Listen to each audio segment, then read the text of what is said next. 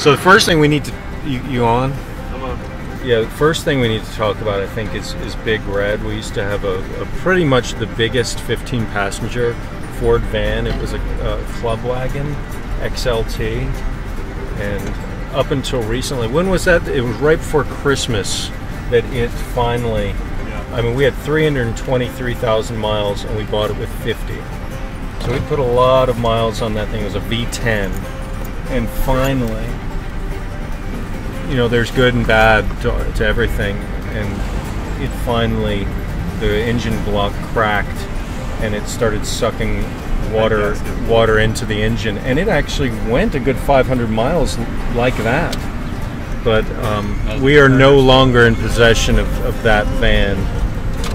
So what do you think goes on in the parking lots of your show? Well, there's a lot of discussion of the leap of despair and dialectics and stuff like that, and whether Flannery O'Connor was better than Jim Thompson.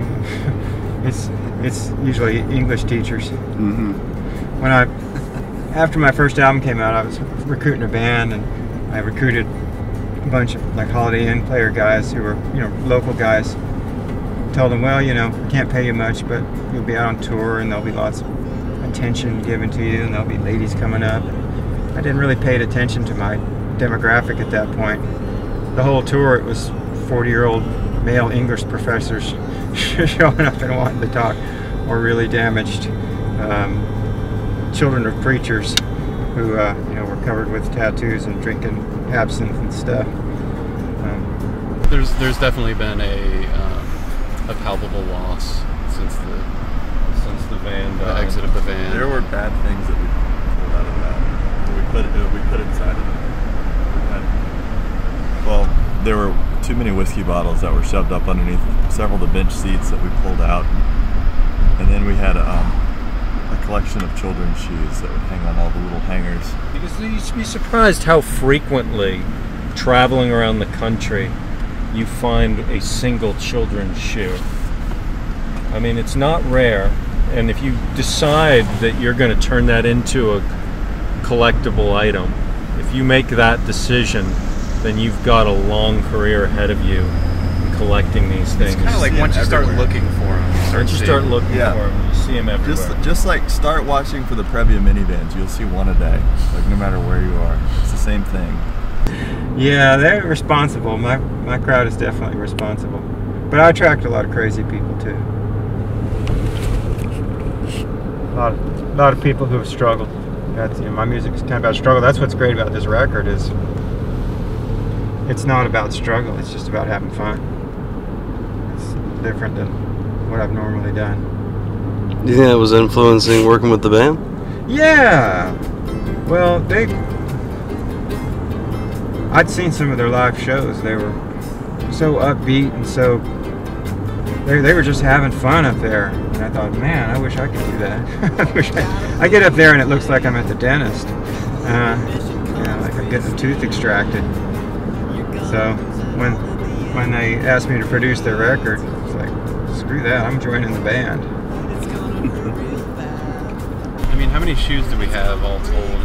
I've still got them. We've thought about a variety of things, maybe doing a children's shoe time capsule. We've also thought about doing a Kickstarter where you get a children's shoe that's traveled tens of thousands of miles with Tagway handlebars. There was one we found in Memphis in 2007 or 8, and it would blink. Well, there's two things does. about it. It still blinks, right? That's the one thing. Another thing, there was at one point Zach had a throwing knife in there, and it would sit right here on this oh shit bar, and it would sleep right here. And at one point, went over a bump, and first of all, every time it bumps, the thing would blink. But at one point, the knife, we hit a bump, and I was sleeping, and it fell on me right here, the butt of the knife. Thank God. I mean, there's a lot of things to thank God about for that, but man, that was the end of that shoe being a sheath. For a knife. Yeah, for a knife. We went ahead and retired that practice after that. So how did you guys meet? You and the band? Well, Aquarium Drunkard it's an influential blog, and the writer for Aquarium Drunker, Josh Neese, asked me to do a cover song for something they were doing. And I never like doing things like they're supposed to be done, so I always loved Desmond Decker's song, The Israelites. So I figured, well, let's do a bluegrass version of that with those crazy bluegrass guys, because when you see them perform, they're pretty crazy. So I just contacted them and asked them if they wanted to do it, and they were surprisingly game. They're just like, yeah, we'll do that. So we got together, and they're just all crack musicians and very polished performers.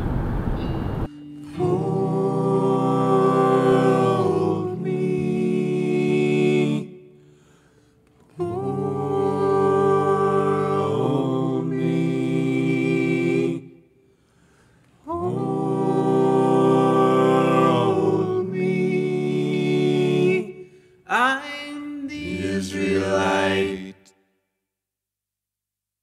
Wake up in the morning, slaving for bread, so that every mouth can be fed. Oh, me, I'm the Israelite. That was pretty much the end of that. So what the Previa does have is some incredible turning radius, as we just saw. That's not what we're talking about. Yeah, we still talk about the one day that's gonna catch up with us. There's gonna be some DNA found on one of the children's shoes. It's gonna link us to some kind of child's murder or something. We'll see if that actually comes to fruition or not. He lost his